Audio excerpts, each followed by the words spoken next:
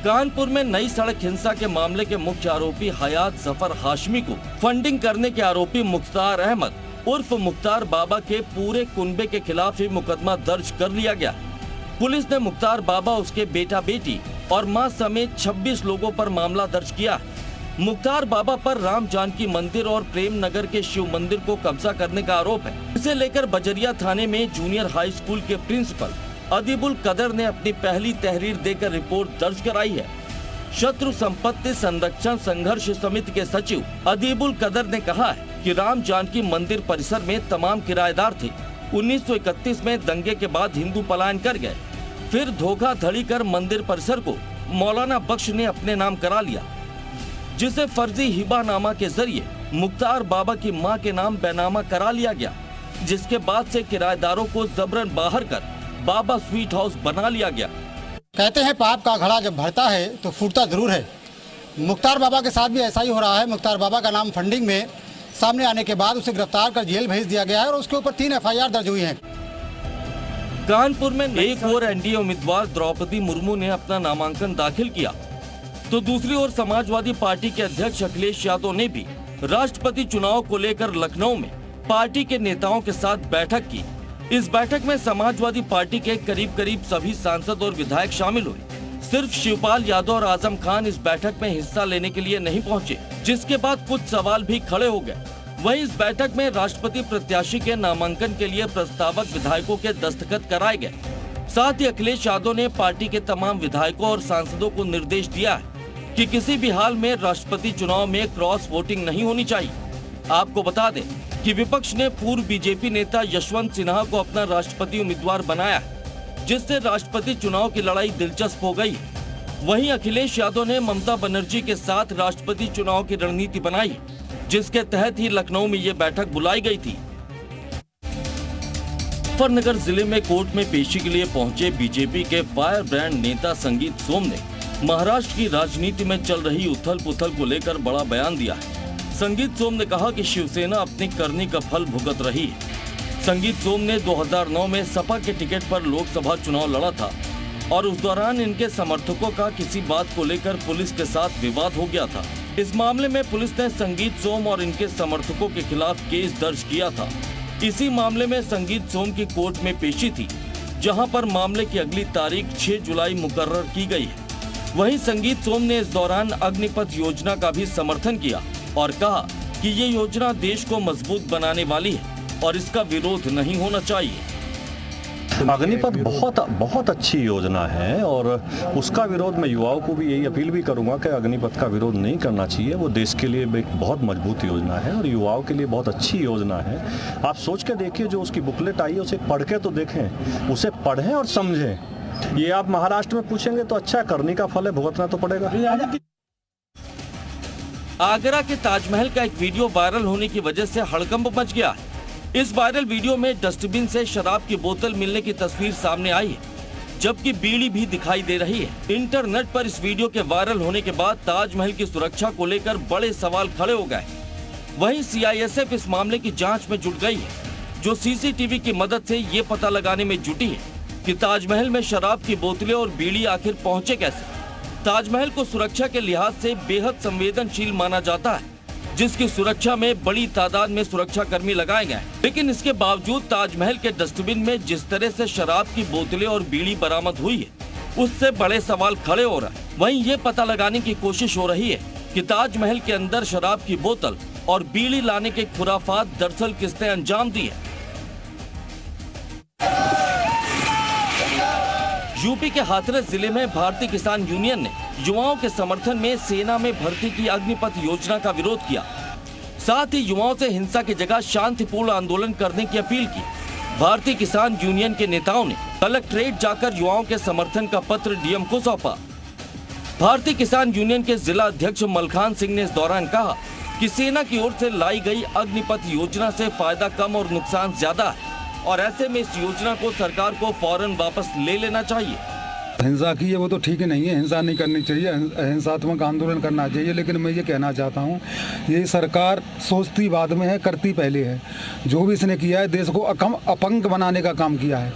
वहीं उत्तराखंड के ऊधम सिंह नगर जिले में भी भारतीय किसान यूनियन और मजदूर संगठनों ने अग्निपथ योजना के खिलाफ जमकर प्रदर्शन किया। भारतीय किसान यूनियन के कार्यकर्ताओं का ये विरोध प्रदर्शन कलेक्ट्रेट गेट पर किया गया, जहां पर इन लोगों ने जिलाधिकारी को राष्ट्रपति के नाम ज्ञापन भी सौंपा।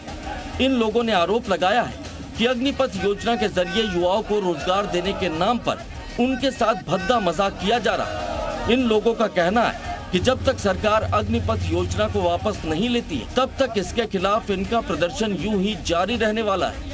किसानों को भी मंजूर नहीं है ये कानून, किसी को भी मंजूर नहीं है, क्योंकि शास्त्री जी का नारा था जय जवान जय किसान। अब किसान और ये जवान एक हैं, पहले भी एक थे, अब भी एक। हमारे बच्चे हैं जो बॉर्डरों पे लड़ाई कर रहे हैं। और अब बात गाजियाबाद के, जहां सब्जी विक्रेता की पीट कर हत्या कर दी गई। खराब कटहल के बाद में दबंगों ने पिटाई की थी। ठेले पर लगाई जाने वाली इमरजेंसी लाइट की रॉड से पीटा। पुलिस पूरे मामले की जांच पड़ताल में जुटी हुई है। थाना मधुबन बापूधाम थाना क्षेत्र का ये पूरा मसला। पीयूष इस वक्त हमारे साथ ज्यादा जानकारी के साथ जुड़ चुके हैं। पीयूष का हम रुक कर लेते हैं। पीयूष, क्या जानकारी इस पूरे मसले को लेकर और अभी तक क्या कार्रवाई हुई है? देखिए, बिल्कुल आपको बता दूं, ये शख्स कटहल बेचने का काम करता था। यहाँ मधुबन बापूधाम थाना क्षेत्र में मोटा एक गांव पड़ता है, वहां पर कल कटहल को बेचने को लेकर इसकी कुछ विवाद बढ़ा था, जिसके बाद इसके पास जब सब्जी खरीदने वाला वापस आया तो कुछ कहासुनी में बात बढ़ी और उसके बाद इसके ठेले पर लगी हुई इमरजेंसी लाइट की रॉड से ही इसको पीट कर गंभीर रूप से घायल कर दिया, जिसके बाद इसे हॉस्पिटल में भर्ती कराया गया, जहां इसका इलाज चल रहा था। कल इसकी इलाज के दौरान मौत हो गई। पुलिस अब पूरे घटनाक्रम की जांच कर गिरफ्तारी की बात कर रही है। जी शुक्रिया आपका पीयूष, तमाम जानकारी देने के लिए। नोएडा के सेक्टर 33 में मौजूद आरटीओ दफ्तर का ऑटो ड्राइवरों ने घेराव किया और इस दौरान जमकर विरोध प्रदर्शन किया। ऑटो ड्राइवरों ने शुक्रवार को अपनी मांगों को लेकर हड़ताल का ऐलान किया था और इस दौरान ये सभी इकट्ठा होकर सेक्टर 33 में मौजूद आरटीओ दफ्तर पहुंचे, जहां पर इन्होंने अपनी मांगों को लेकर दफ्तर का घेराव किया और अपनी परेशानी आरटीओ के अधिकारियों को बताई। दरअसल नोएडा के ऑटो ड्राइवर इस बात की मांग कर रहे हैं कि उन्हें भी दिल्ली जैसी सुविधा मिलनी चाहिए। ये लोग अलग ऑटो स्टैंड बनाने की भी मांग कर रहे हैं और जिले में एक परमिट पर ऑटो चलाने की मांग लंबे अरसे से पहले ही की जा रही।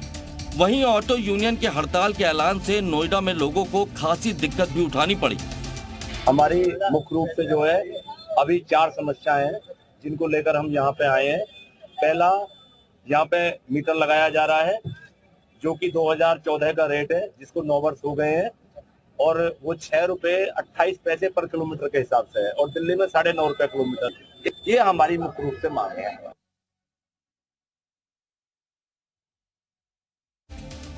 पीलीभीत के जिस दुष्कर्म आरोपी को पुलिस कई दिन से नहीं पकड़ पा रही थी, उसे पुलिस ने तब फौरन गिरफ्तार कर लिया जब गुरुवार को दुष्कर्म पीड़ित लड़की ने एसपी ऑफिस में जहर खा लिया। पीड़ित लड़की का आरोप है कि मुकदमा दर्ज होने के बाद भी पुलिस आरोपी को गिरफ्तार नहीं कर रही थी और उसे रोजाना थाने के चक्कर काटने पर मजबूर होना पड़ रहा था।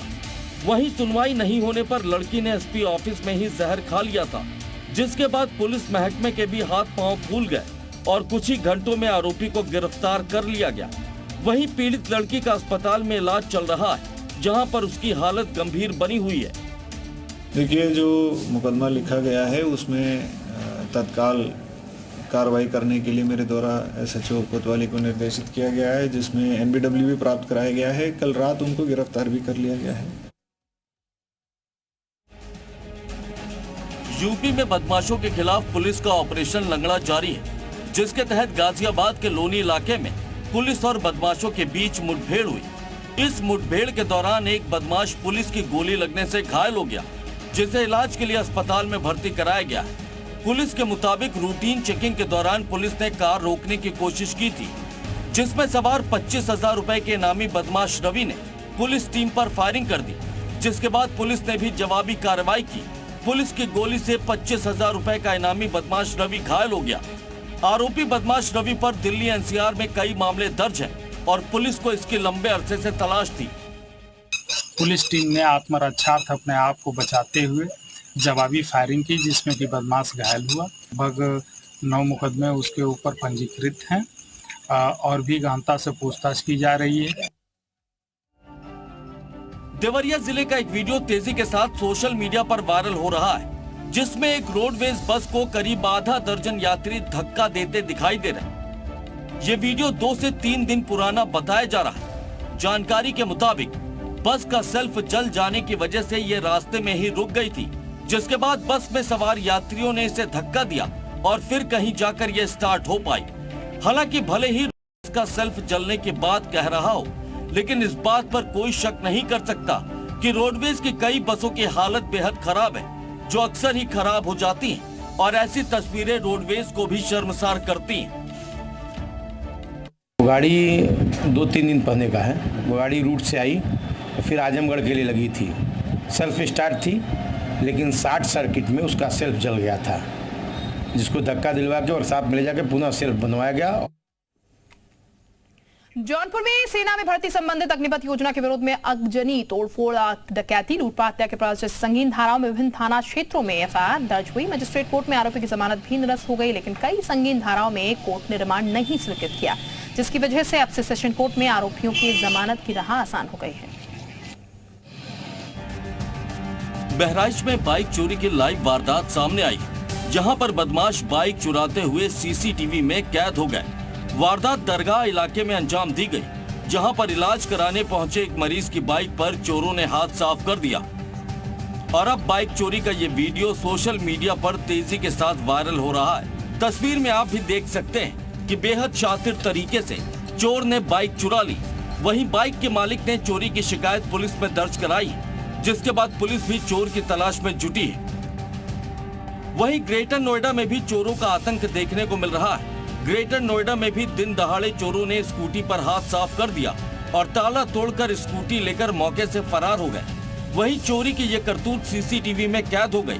तस्वीरें सूरजपुर इंडस्ट्रियल इलाके की बताई जा रही हैं, जहां पर चोरों ने दिन के उजाले में स्कूटी चोरी की वारदात को अंजाम दे दिया।